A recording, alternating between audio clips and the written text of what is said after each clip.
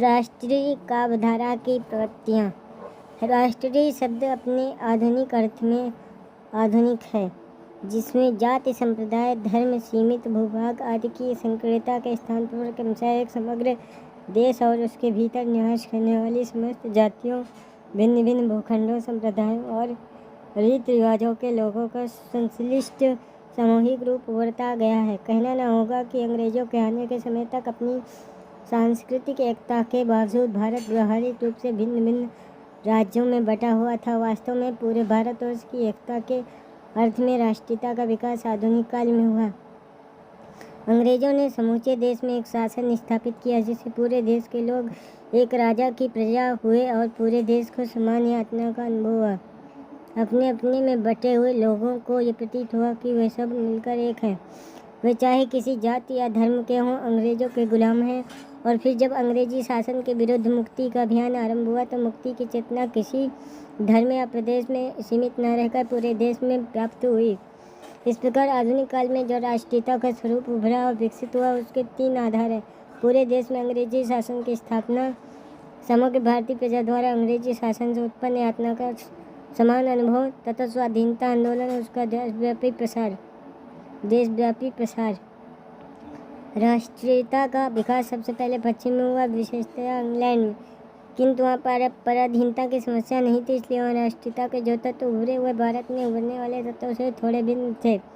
भारतीय राष्ट्रीयता अनेक में स्वरक्षा का भाव प्रधान था, जबकि स्वतंत्र पश्चिमी देशों में स्व विकास का। भारत एक विशाल देश है जहाँ अनेक संस्कृतियों, भाषाओं और रीति रिवाजों के लोग रहते हैं। ऊपर वे एक दूसरे से अलग अलग दिखते हैं, परंतु सबका मूल स्रोत एक ही है जो आंतरिक रूप से सबको बांधता है। वह मूल स्रोत है अपनी प्राचीन संस्कृति, प्राचीन आध्यात्मिक सत्य। कहा जा सकता है कि हमारे यहाँ उभरने वाली राष्ट्रीयता में 3 मुख्य बातें लक्षित होती हैं। भारतीय पराधीनता की यातना का एहसास और उससे मुक्ति पाने का प्रयास। दूसरा, पश्चिमी सभ्यता और अलगाव की भावना से आक्रांत होती हुई भारतीय चेतना के उद्धार के लिए तथा उसमें एकता और स्वाभिमान का बल फूंकने के लिए अपनी प्राचीन संस्कृति के समुज्ज्वल रूप को प्रस्तुतिकरण। तीसरा, उपयोगी आधुनिक मूल्यों के आलोक में राजनीतिक, सामाजिक और धार्मिक व्यवस्था का पुनर्विचार तथा पुनर्गठन। कहना न होगा कि स्वाधीनता प्राप्ति तक प्रथम 2 तत्व बहुत प्रबल रहे, किंतु स्वाधीनता प्राप्ति के पश्चात तीसरे तत्व की ही सार्थकता शेष रह गई। किंतु उससे बड़ी बात जो आई वह थी देश की राजनीतिक व्यवस्था की प्रतिष्ठा और विकास करने का प्रयास तथा नवीन राष्ट्रीय अंतर्राष्ट्रीय परिस्थितियों के कारण उत्पन्न समस्याओं से जूझने और उनका समाधान खोजने की चेष्टा। वर्तमान समस्याओं प्रश्नों के संदर्भ में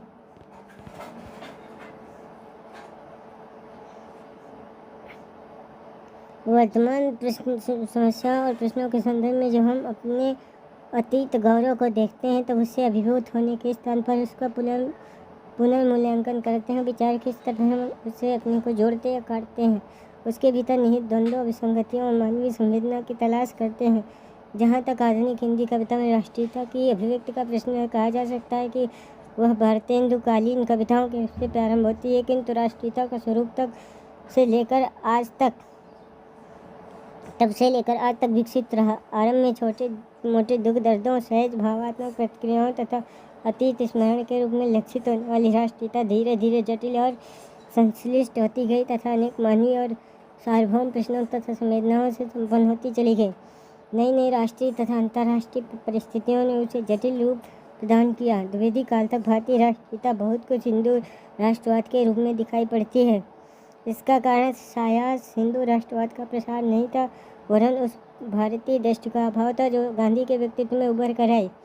प्रस्तुत कालावधि में आने वाली कृतियों पर विचार करें तो ज्ञात होता है कि राष्ट्रीयता के सारे रूप कहीं खंडित रूप में तो कहीं संश्लिष्ट रूप में इनमें दिखाई पड़ते हैं। राष्ट्रीयता का सबसे स्थूल रूप हुआ है विदेशी शासन के अत्याचारों, उनसे प्रसूत जन यातना और जनता के मन में उठती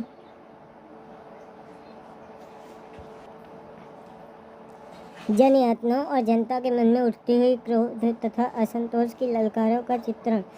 यह क्रिया बहुत स्थूल रूप में भी हो सकती है और बहुत सूक्ष्म तथा संश्लिष्ट रूप में भी। इस प्रकार की राष्ट्रीय कविताओं का महत्वपूर्ण स्तर प्रस्तुत अवधि में दिनकर, सोहनलाल द्विवेदी, नवीन यानी बालकृष्ण शर्मा, नवीन, माखनलाल चतुर्वेदी आदि की कृतियों में सुनाई पड़ता है।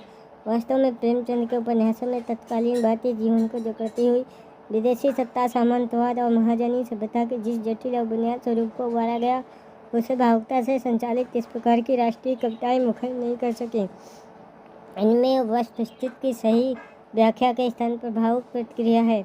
इस संदर्भ में एक बात अवश्य लक्षित करने की है कि 1938 ईस्वी के आसपास के राष्ट्रीय जीवन की यातना और आक्रोश के स्वर में एक नया उभार लक्षित होता है। छायावाद काल में गांधी जी के प्रभाव में आत्मपीड़न तथा हिंसा जन नरम प्रतिरोध दिखाई पड़ता है, किंतु वामपंथी दलों के उदय, सामंतवादी सिद्धांतों के प्रचार तथा विदेशी शासन से झूठे वायदों और अधिक कठोर, विषम एवं जटिल होती परिस्थितियों के कारण साहित्य का स्वर अधिक उग्र, यथार्थवादी और लोकोन्मुख होता गया।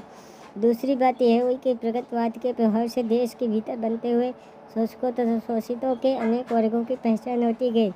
लड़ाई केवल अंग्रेजी सत्ता से ही नहीं है, बल्कि सामंती महाजनी सभ्यता और उनके प्रतिनिधि देशी शोषकों से भी है, जो अपने ही देश की जनता के लिए अपने अपने ढंग से भयंकर शोषण के अस्त्र शस्त्र बन रहे हैं। राष्ट्रीयता का यह नया स्वर दिनकर में अधिक उभर कर आया। कहा जा सकता है कि प्रगतिवाद ने भारतीय राष्ट्रीयता को अधिक प्रत्यक्ष किया, उसे आकाश से धरती पर उतारा, उसे जनजीवन से जोड़ा।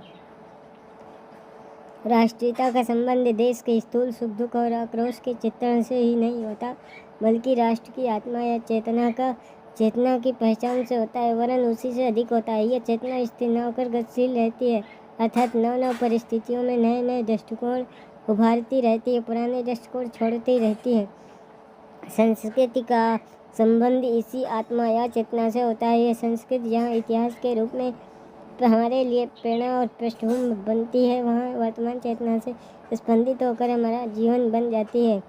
प्रतिभावान और नवदृष्टि संपन्न कवियों ने संस्कृति के उदात्त अतीत रूप को वर्तमान जीवन संदर्भों में पुनर्परीक्षित करके ही स्वीकार किया है। यह प्रयास प्रस्तुत अवधि के पूर्व रचित महत्वपूर्ण काव्यकृतियों यशोधरा, पंचवटी, साकेत, परिप्रवास, कामायनी, राम की सतपूजा आदि में भी लक्षित होता है। प्रस्तुत अवधि में भी प्रकाशित काव्यकृतियों में प्रमुख कुरुक्षेत्र, जय भारत, नकुल, उन्मुक्त, रश्मिरथी, विक्रमादित्य आदि हैं। इनके अतिरिक्त इतिहास के आंसू की फुटकल कविताओं को भी संदर्भ में देखा जा सकता है। इन कृतियों में वर्तमान जीवन प्रश्नों का प्रत्यक्ष या परोक्ष आकलन तो अवश्य है, किंतु उन्हें परिणति देने वाला स्वर भारतीय है, अर्थात भारतीय संस्कृति के किसी उदात्त स्वर की तलाश ही इन प्रश्नों के बीच भटकती है। समाप्त।